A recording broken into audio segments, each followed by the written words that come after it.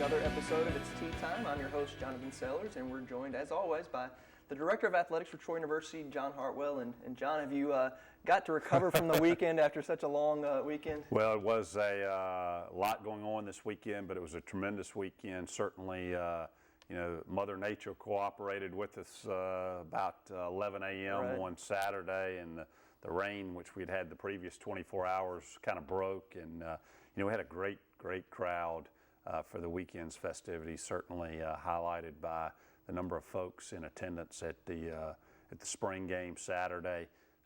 We don't sell tickets for that. It's an open admission, so we kind of did our best guess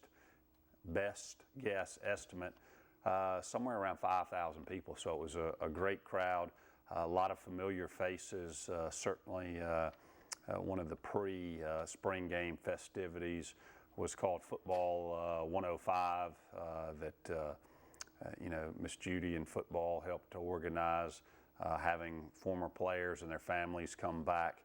Had a great crowd for that. I got the pleasure of speaking with that group on Saturday morning, and we had probably 100 plus former players back, spanning 50 years of playing. In fact, I visited with one gentleman who lives down in Ozark who played on like the 53 and 54 team. So, but it was a great weekend, and gosh, you think about it, people say, oh, football. Well, it's about 5 months away, so it's going to be here upon us before we know it. And not only was there a good turnout, there was some good football play. We got to see all four quarterbacks that are in the running for the starting competition. Got to see them compete, and got to see some good things out of all of them. Yeah, they did, and we had a couple of guys that sat out the game that were banged up and bruised. Jordan Chun, who certainly is going to be a large part of our running game, did not play, but it allowed some other guys who really had not gotten the chance to step in there, and certainly the quarterback battle continues, but the good news is all four of those guys really competing for that starting job did some good things Saturday, and I'm excited about August 30th, that UAB game coming. You're exactly right. And the Saturday, it was a great day earlier in the day, but it culminated with a great event that night with the Hall of Fame induction ceremony. Absolutely. The induction of 8 more to join the previous 19 that had been inducted. And certainly, as I said in my opening remarks, the very best of the best of Troy athletics, and those the best of those that have ever donned the Troy uniform or coached those that do. And what a tremendous event. Certainly a lot of folks to be thanked for putting it on. Sandy Atkins, Tony Ferrante, and those two kind of spearheaded the effort, but a lot of people involved in it. Certainly appreciate the help from the staff over here as well. And those individuals and their families, I think, had a tremendous time. I got an opportunity to visit at length with Danny Cox. Played here in the early 80s, had a long, successful career with the St. Louis Cardinals, and just to listen to him and the emotion in his voice when he talked about his time at Troy and what it meant to him, and how he thinks back on it and things that happened here 30 plus years ago, but still to this day impact him in a very positive manner. And that story goes across the board for all of the folks that were inducted. And it was nice also to see not just the individuals come back, but certainly their families. And in the 18 months I've been at Troy, that's one of the things that makes Troy so special, is that family feel. It's not about individuals, it's about families, and the bigger family, the Troy family. And certainly all of those inductees talked about it. But again, a tremendous evening and tremendous event. And not only, for people like Danny Cox, maybe not live close, he lives in Missouri, but he may not have been back for a while, and for him to get a chance to see Trojan Arena, get to see the new baseball field, it's probably just different for him to see. Yeah, it really was. And those guys, like you say, the ones who don't get back on a regular basis, talk about the improvements in facilities. Right. And certainly, and we've talked about this before, from a recruiting standpoint, facilities are very key. So we've got to continue continue trying to upgrade and improve our facilities as often as we can. All right, well, let's look at some of the spring sports going on right now. Baseball finished Sunday with a good turnaround, scoring 13 runs in a big win over Georgia State. Sure, and after the first 2 games of that series, very tough, and the bats did come alive Sunday. I think in the last 2 Sundays we've scored 21 runs one week, 13 the next. Maybe Bobby just needs to get his calendar out and put Sunday for every day of the week, because the bats seem to come alive. But 4-4 in the league right now, and I know, knowing Bobby the way I do, not satisfied with that, but certainly things to build on. Hopefully we can get the bat swinging on a consistent basis. Turn around, play tomorrow night, a game up in Birmingham in Regions Park against UAB. 6:35 first pitch, I think. So if folks are in the Birmingham area, please come out to that game. I know we've got an alumni event starting at 5:30 up there as well. So look for a good crowd. And then turn around this weekend, and we've got Louisiana Lafayette coming to town for a big conference series. Certainly a tremendous team. I think they've lost a total of 3 games now. They lost their very first game to Eastern Illinois, lost 1 game in a 3-game series earlier to Alabama, and then they did lose 1 game this past weekend to Western Kentucky. But a team that, in last week's poll was ranked number 1 in collegiate baseball. They will be in the top 10 in all 4 polls coming out this week. So please, come out, support this team. 3-game set. Spring weather is finally here in Troy, so the weather should not be an excuse. So we need as big a crowds as we can. And just like I said, 4-4 in the league right now. But what a springboard if we could find some way to sweep, go to 7-4. Come next Sunday with 3 wins over Lafayette. Right, and you said they're highly ranked. This could be one of the highest ranked teams ever to come to Troy, not just in baseball, but in any sport. So, a great chance to go see some good baseball. Absolutely. And then, softball got a win this weekend against Georgia State. Again, I know not what Coach Davis wanted out of the weekend, but showed some signs of the bats coming alive, because they've had the same struggles that baseball has had. In terms of getting the bats going. I know in the game that they won Saturday, speaking of the baseball-softball combination, Taylor Smart, Coach Mark Smart's daughter, who's a senior third baseman on the team, she hit her first home run of the season. So again, that team, looking to get those bats to come alive on a consistent basis. And they'll have some home games this week against Southern Miss. Am I right? They're going to play tomorrow. Yes, tomorrow night when baseball is at UAB.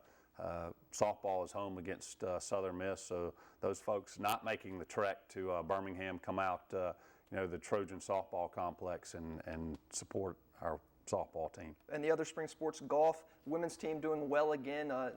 They're in 2nd place right now in Stockbridge, Georgia. Right, yeah, the Georgia State tournament up there, and 2nd round today. But like you said, they started the day in 2nd place, so. Continuing good play, and I know our men's team gets back in action here as well, and holding that ranking, I think 67, 64, something like that.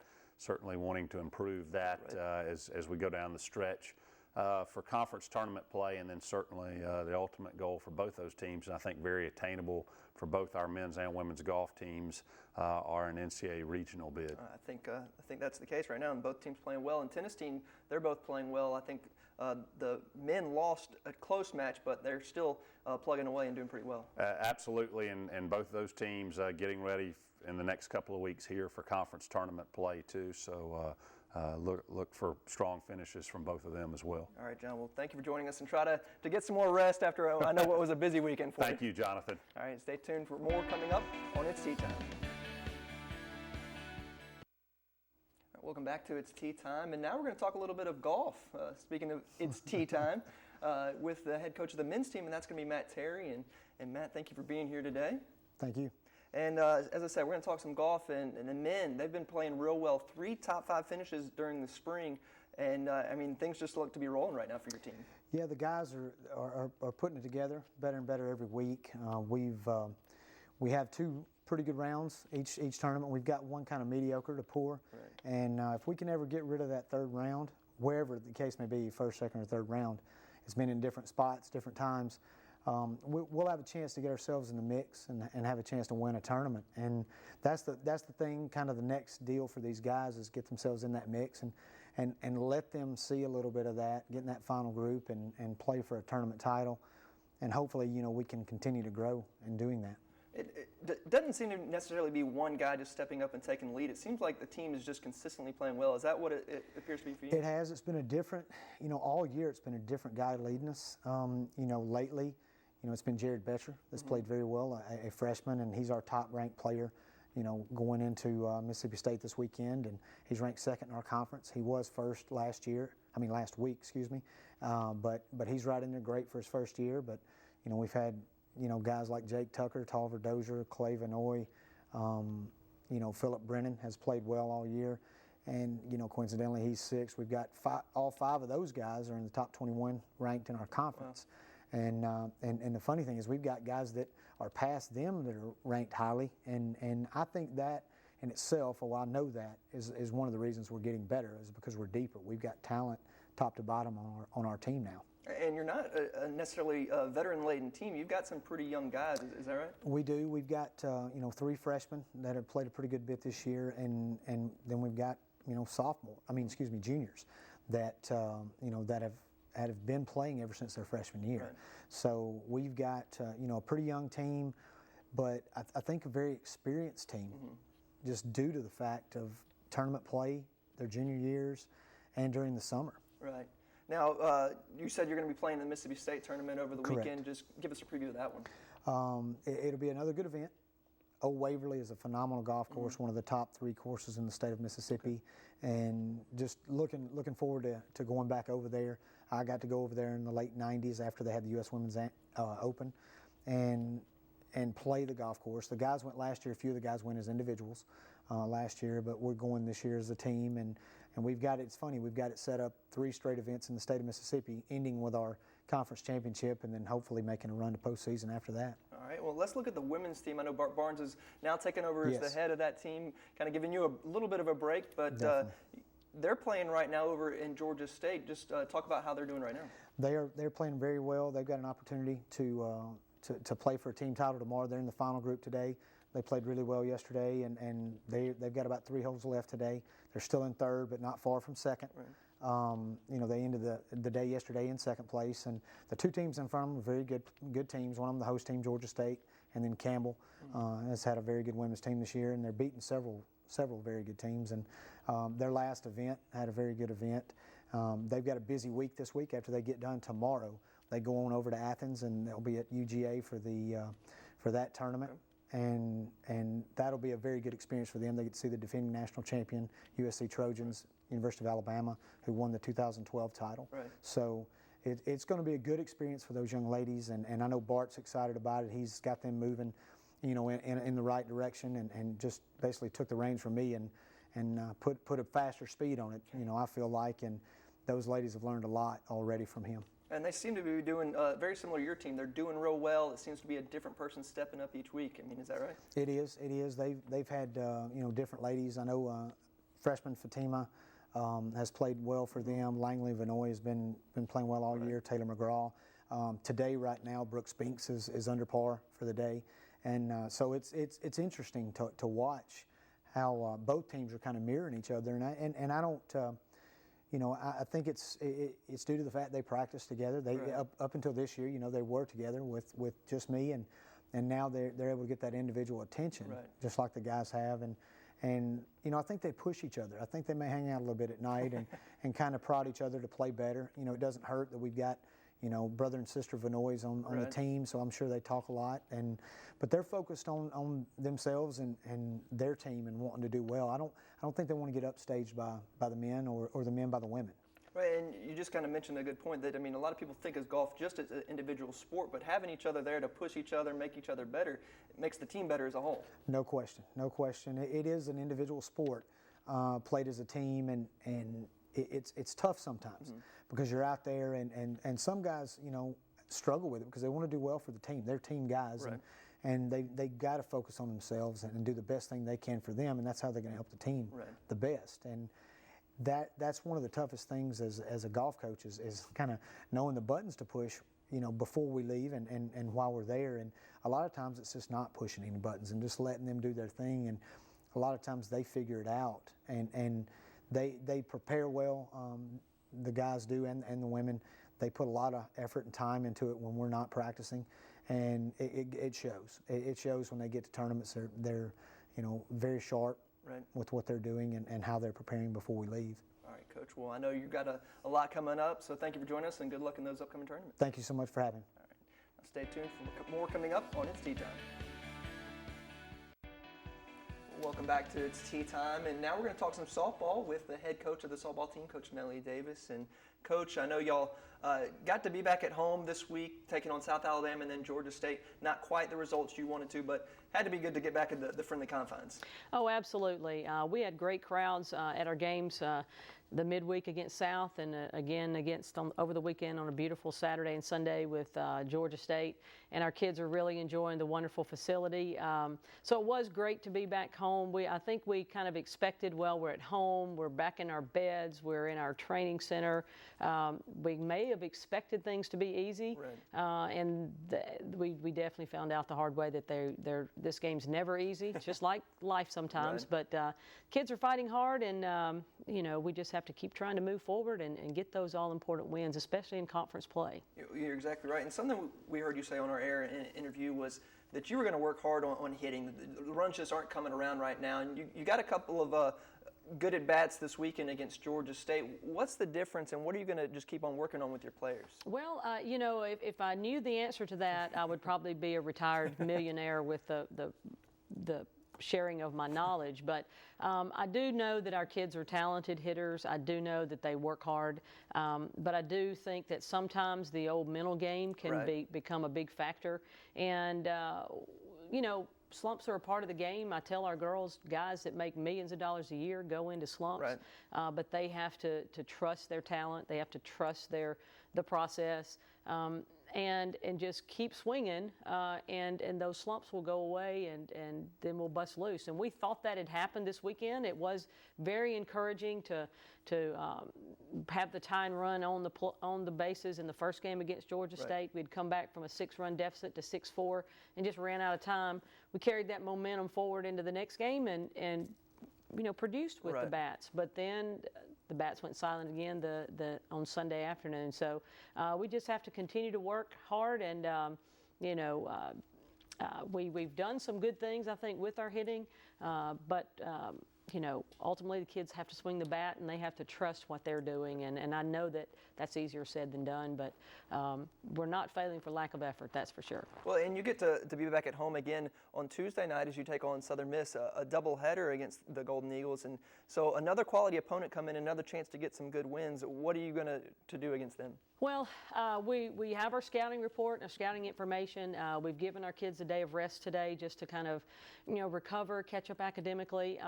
It was funny, though, last night as I stayed around the field myself, we had recruits on campus and some donors who were around, and we were just enjoying the beautiful day even after the game was over against Georgia State. And as I was leaving, as the sun was going down, I heard crack, crack, crack. And so our kids came out last night and were swinging in the cage on their own, and I'm sure they were doing that today, which is kind of a good thing. I think there's a difference in me making them go swing and them going out and swinging because they just want to find a way to get it done. And so we're gonna give some people some opportunities that don't generally get to pitch in some of our conference contests. So we'll be showcasing some of our other pitching staff members, which is a great opportunity for them.